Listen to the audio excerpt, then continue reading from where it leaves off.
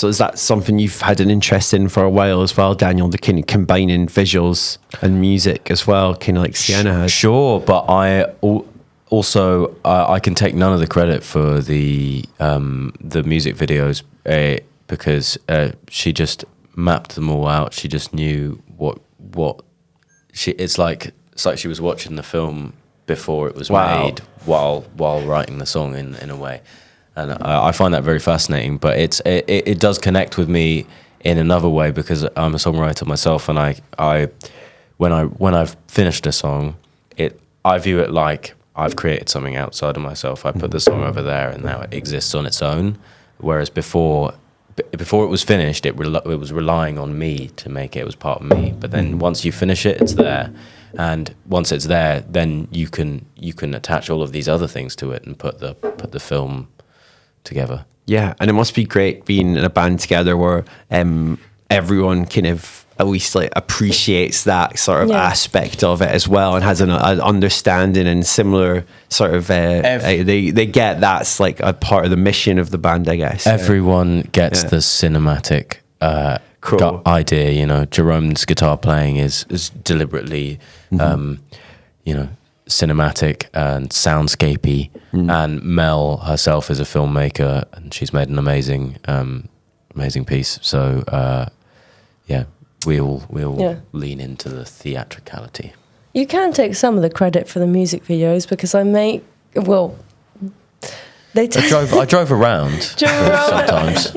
Poor Daniel has been like roped into doing the most insane things, like dangling me from a tree, like dressing up in stupid outfits with a beak on. I thought that it would never get worse than us dangling her upside down from this tree, like, and we were struggling to get her up there for so long because it was like, you know, and we were like, this is against the health and safety here, but we did it, and I was like, we're never doing anything like that again. All right. And then the next video, we don't want to drop her scared, right? She's in a mermaid costume on a Camber Sands beach in February, and she's like shivering. I nearly got frostbite. You can't. If you get frostbite from this video, I'm done. We're not doing another music video.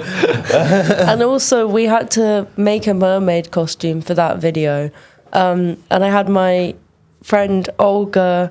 She's amazing. She does set design, but if you have an idea, she will know how to make it. She's just got one of those brains. So we made this mermaid tail, but until we got into, there's a scene which is underwater, and until we got into the water, we had no idea if it was possible to swim with this tail. So I'm like, I put the thing on, I had my like mermaid bra with the shells, and then I had like white contact lenses in, so I couldn't really see. Like I could see from a tiny little pinhole, but yeah. So I was kind of partially blind, and then I get dropped into this like water tank where you can film underwater, and I was like, this is the moment of truth. Do I sink or do I swim? Yeah. And then. Like miraculously, the tail actually just like kind of went like, I don't know, it felt like a real fish tail, and I was like, okay, the only way I can get through this is to think I am a fish. Whoa. And that's how I was like, I'm a fish now. I've often thought that I'm a fish. You are a fish. Yeah. Out of water. Not a live one. I'd quite like to be a killer whale. Yeah, that's pretty cool. What a surreal moment, though. That's something amazing. It shows you the experiences from being a musical artist that you might not think you'll get, and why it's almost like an adventure, not a career, if you know what I mean. That's amazing. And I've got Lily with us, who's in our Canterbury bass, and I'll try and bring her into the call just now. And Lily, you were going to ask a little bit about the style. We were talking about the aesthetics, but specifically about the style and the clothes as well, weren't you, Lily? I was. So when David here showed me your music and the way you had your style, I was thinking you had a quite formal dressed sense that gives me a gothic vibe. What would you call this style, and why? Because like the way you have your style, I quite like it because I normally wear black myself because it's my style and it's my personality. But if you would call this style, what would you actually call it? Wow, I've never thought about it. But there is someone that came to our gig and said, what did they say now? I can't remember. Bordello core. It's Bordello core, yeah. But I mean, I've never really worn colours either much. But like I sometimes go into the realms of red. Yeah, but generally it's black. But yeah, so what was it? Someone came and they said, "You guys are Whimsy Goth?" Yeah, and I was like, "Okay, absolutely, I love interesting." That. I love that. It's like the darkness of gothic attire, but with a sort of knowing twinkle in your eye. You know, like, oh yeah, but we're also having fun and we're in a circus. Yeah. It's clown it's like goth. We're goth clowns. Wow, and that's it's like a fairy tale funeral. Yeah. Oh, I like that as well. Another good one. A fairy tale funeral. Yeah, that's great. Kind of was like Sleepy Hollow. Yes, exactly that. That's what we're looking for. 100%. But it's quite funny because a lot of us, it's not. For a lot of us, it's not. I mean, we're quite tame today, but for a lot of us, it's not just a stage thing. Like, we walk around dressing like this in everyday life, especially our guitarist Jerome. Like, you know, he dresses like Edward Scissorhands every day, and it's like, I remember one time we were going to a Bauhaus gig, and it was Halloween, and people didn't look twice at us, and we thought, this is the only day of the year that people don't look twice at us because they think we've dressed up, but really this is how we always dress. I love that it's got that authenticity to it as well, and that's brilliant. 100%. Amazing. Yeah. Well, Lily, thanks for that question as well. And I think we've got a few more from Lily coming up later on in our chat as well. But I thought it'd be fun, since we were talking about gigs and performance, to dive a bit deeper into that. And we watched a video of your performance at Compass Festival in Folkestone. And I know there's some other videos online, and it just looked amazing. And I was wondering if anyone's going to your live show, can you let people know kind of what can they expect from it if they've not been to one of your shows before? Well, there's a lot of screaming. A lot of it happens from More me. More screaming than you'd think. Sometimes I scream. He screams too sometimes, because I'm scared. Of me. So we often do quite a theatrical show. I would say our band is best received in the flesh. That sounds weird. Not in a weird way, just, I mean, like, you have to see it with your actual eyes. And so you don't really get the full force of what we're about until you come to one of our shows. And that's not me saying everyone should come to our next gig, which is on the 27th of February. Yeah, you definitely shouldn't consider that. It will be great. But no, I mean, so for our last album launch, we had a friend of mine, Charlie Jimenez, who they did a whole performance before we went on stage, where there were lots of otherworld zombies moving through the crowd with various props. And then I came through, all the band members entered the stage from different parts of the room. And then, you know, I was crawling through the crowd with a megaphone, and everyone was like, what's going on? I started singing into the megaphone. And then nobody kind of knew where I was coming from, and then suddenly I was on the stage. We also sometimes hand out masks to the audience members so they can kind of be a part of the performance in that way. Yeah, looking for a sort of eyes wide shut type feel, you know, it's very culty type thing. And then, so for our 100 Club gig, we there'll be a support. So we always play with bands who kind of match the style and feel of what we're going for. But for this one, we have Export Import, who often do actual live rituals in the gig space. So they will be doing, you know, kind of magical rituals before our show. And we've had clowns on stage, we've had dancers, we've had lots of weird theatrical interludes. It's leaning into the theatricality of it, but also musically, because of the nature of the polystylism that we were talking about earlier and the genre swapping and everything. We try and keep it really dynamic, so it's just, you know, song to song, it's different place, keep people engaged, and just generally, it's about world building. It's about inviting you into what's going on in here, and cycling between, you know, maybe things that are quite sort of harrowing and quiet and smoky, jazzy stuff, and things that are just mental and chaotic.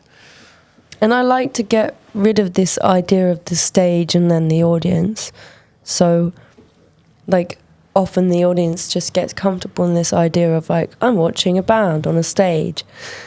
But I like to, like, get into the audience space and mix that up a bit, and kind of, you know, they don't know where it's coming from. They don't know which, you know, area the performance is happening, and, like, then, you know, then we get on stage and we do songs, but sometimes I have a guitar on stage, sometimes I put it down, sometimes I get into the crowd and writhe about on the floor. So, yeah, and it's all kind of part of me working through the emotions that come along with performing, because it all is quite real. It's not, though it is a performance, it's also a real manifestation of my deep emotions, so that comes through in the gigs. For sure. And with all the ideas you've put into the gigs, the creativity, the different kind of things you've tried, I personally love that kind of thing. But I'm guessing maybe some of our listeners who are building their own shows, and maybe you guys at some point have had, like, maybe pushback from people and stuff like that. Have you ever had that, and how did you overcome that? I did have pushback about the giant piñata that I put up in a venue once, and I made the audience smash it with sticks, and apparently it was against health and safety regulations. But yeah, they also had a big mess. There was a mess and confetti and stuff that came out of the piñata. But they did tell us that we weren't allowed to give the audience sticks and tell them to, like, smash the thing. But then, Daniel happened to just leave his drumsticks at the front of the stage. We didn't give it to them. They just found them. They just took it for themselves. Yeah. The ungovernable. Yeah. I mean, we get surprised. We wear crosses on our foreheads on stage, and they aren't crucifixes. They are they're a symbol of, it's actually a rune, but also it's connected to, it's a lucky symbol for us. But we've had a surprising amount of people take offense from them, and not because they think it's something to do with Christianity, because it doesn't actually really resemble a Christian cross, but it tends to make people quite scared, which makes me want to do it more, because I'm like, why is this such a big deal? Yeah. So I'm interested in subverting, societal norms and crossing that boundary. It's like people are okay with, crazy makeup. People are okay with crazy dress. Now it's more done than it would have been like 30, 40 years ago. And in the 60s and 70s, it was even weird. Well, maybe the 60s, it was even weird for men to have long hair, So we've come a long way, but I still don't understand how the cross has been such a big deal for a lot of people. It's a sticking point. And then we were speaking about your live show and how people can expect screaming and kind of crazy vocals. And actually, Lily had a question about the vocals. And I was wondering, Lily, if you want to ask your question about the vocals on Love Is a Joke. Yeah, so on the track Love Is a Joke, your voice goes from soft at the start, but then to louder and stronger. How did you achieve the range of vocals in the song? So I've got like a lot of different influences as a singer. I like sort of softly sung vocals, but I also love like Siousxie and the Banshees and people that really project their voice.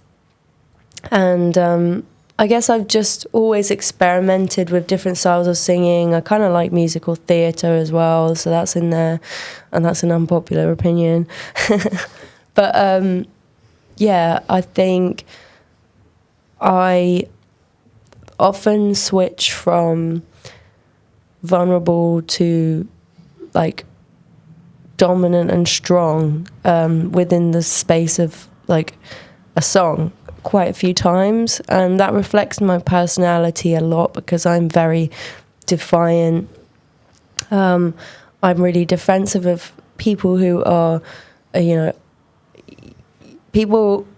I'll be the first to kind of stick up for someone if someone's being nasty to them, I don't often do the same for myself. When it comes to me, I'm more vulnerable. But from the outside, I kind of have like a very hard exterior, sometimes very confident, but beneath that, I do have a soft side. And I think, honestly, the voice is just the clearest pathway, the easiest pathway to the soul, for me anyway. So when I feel... everything that I sing is coming from a deep emotional place. So when I feel vulnerable and soft, and that will reflect in my vocal, but then I'm changing within the song to a kind of, a different person, a person who's fighting for what they believe in, who will not take...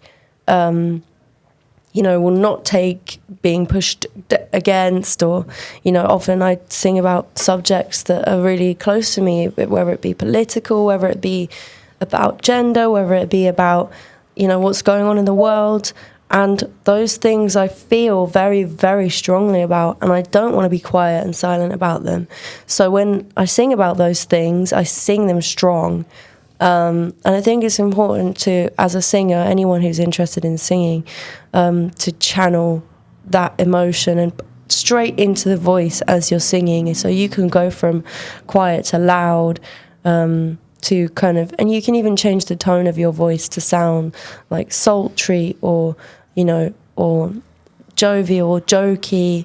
There's so many different things you can do with the voice, which is why it's such I really love using it as an instrument. Yeah, totally. And it sounds like in regards to your artistry, both of you seem like you really know yourselves, and that in turn comes through in your art and your authenticity and honesty in your music, whether it's via the vocals or the drumming or the other things you're both involved in. And I was wondering, because a lot of younger artists are out there sort of developing that, have you got any advice to them about finding their voice? I would say that instead of my and our music being evidence of me and us knowing ourselves, it's personally, my music to me is evidence of me trying to understand myself. And so I think that the advice that I would give to younger people who want to make music that is really true to themselves is to, like Sienna said, channel their emotions completely into the song. Don't be afraid of making something that might be a bit more emotional, or might go a bit crazier. Maybe there will be more styles. You will go from quiet and sultry to loud and chaotic, but that is representing a broader spectrum of your emotion, and then you're therefore understanding perhaps more about yourself. Yeah. And like many people, I didn't grow up in a normal household where everything was happy. I went through quite a lot of things as a child and as a teenager, and I think a lot of people do. And I find it really hard to look my friends or my peers in the face and tell them exactly how I feel. That was always kind of, especially when I was a teenager, I would find it really hard to be honest about the way I felt, and to admit when I felt bad, or to admit when something hurt me. Songwriting, but songwriting, you can be really honest. You can be so honest in a song, so much more so than you can be in any other context. I think even if you went to see a therapist, I still feel like it wouldn't be as honest as a song. No, So writing a song is in a way the best therapy for, you know, it's the best expression of those feelings that you might otherwise be subconsciously hiding. You know, you delve into them when you write something really good. Yeah. Is the simple fact of you can hide from everything else, but you can't hide from yourself. And that's what writing music does to you. You're like, I'm writing music, but I can't hide what I feel from myself because myself knows me. So therefore, Absolutely, you have no man. other choice but to do what your mind tells you to do. Well, yeah, you can't. And if you're writing a song by yourself, I suppose it's like you can't lie to yourself when you're writing that song, can you? Yeah, people do lie, but they don't end up like very good songs if you're lying. No, they might make some money though. Yeah, about 2 cents and a bit of pocket change, but it's better to be yourself and show people that you can be yourself without hiding it. You might not like being in front of a therapist, as you said, but the best way to express your feelings is to find out what works for you rather than what works for other people. Absolutely. Yes. In the end of things, you're the only thing that matters to yourself. So work for you and not for anyone else when it comes to your mental health and how you feel, kind of thing. I agree. Yeah, really wise words, man. Yeah, I mean, I think, again, like, everything that I used to hide away from, everything I used to push down and pretend, oh, I'm not like this, oh, I'm honestly not that weird. Now I'll put a magnifying glass on it and I'm like, yeah, this is exactly how weird I am. This is exactly how deep my emotions go. This is exactly how messed up I feel sometimes.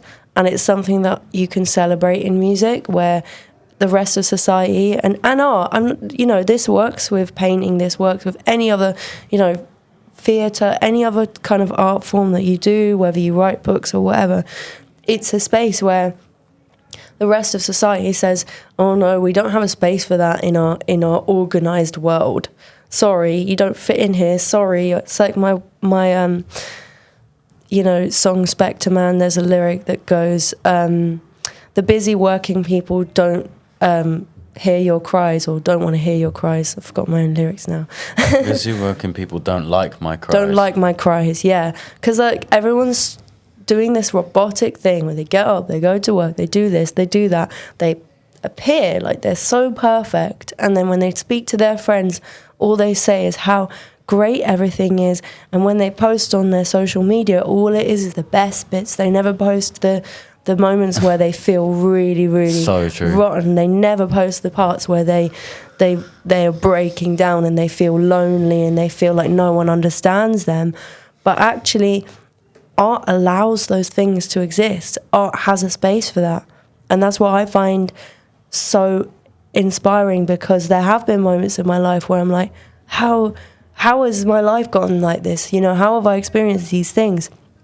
Like things that kids shouldn't have to see, or things that, that feel really difficult at the time. And art has been an escape from that. And I think anyone should make art for that reason. Not, oh, I want to be rich, or I want to be famous, or I want other people to like me. No, do it for you. Do it because it feels good, because it lets your soul scream out the things that no one ever let you, talk about before, that no one gave you a space to talk about. So I think every musician should keep that as their personal armor. You can take over the world. Your emotions aren't holding you back. They're actually a strength.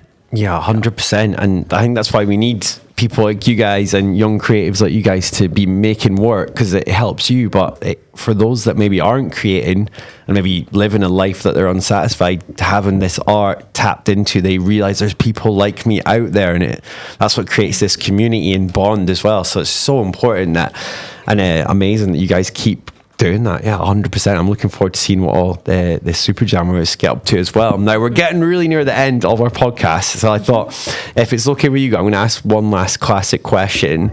So all our students are 16 to 25 years old, and I was wondering if you had the classic Back to the Future car, time machine, and you're driving it back to the past this time, and maybe you could meet yourself and have a conversation with your younger self, and you might have even touched on some of the stuff you might say already. What would you be wanting to talk about with your younger self? Believe in yourself more. Don't give up. Stop giving up. because it's and it's so difficult at the time. And if I went back in time and told that to my younger self, you best believe my younger self would not listen to me. Like it would probably say some very rude things to me.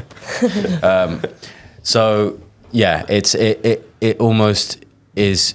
It can only come from in here, but you just have to follow the path, and you just have to know that it's worth it what you're doing. Like, you are worth it because you're unique. Like the cycle of AI and Spotify, it just makes us all think that we're worthless, but we're not. We're so different, and we have things to offer that are more important than what AI and Spotify have to offer. So offer it and believe in it.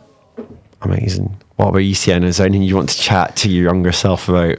Yeah, I mean, like, it's crazy because when I was a teenager, I thought, oh, when I'm in my 20s, I'm gonna, like, everything will be worked out. I will be, by the time I'm 25 or time I'm whatever age, I'm gonna have really made it in, and I would have had everything sorted out. And I think what I would love to have said to my younger self, what I would say if I could, is actually just forget, like, this timeline of what is expected of you, like, because anything can happen at any age. You can go and meet, you know, somebody who you end up having, like me and Daniel, we met, I was working in a bar in Bermondsey, and I served Daniel a pint, and then, you know, fast forward a couple of years and we're in a band together and we're touring, and, you know, we're going to play in New York together and stuff. And, like, you never know who you're going to meet. You never know who you're going to, at what point your life is just going to shift forever. And also, it's always good to know that no matter how, like, what we do might look like success to some people, but I still wake up some days and I feel completely useless.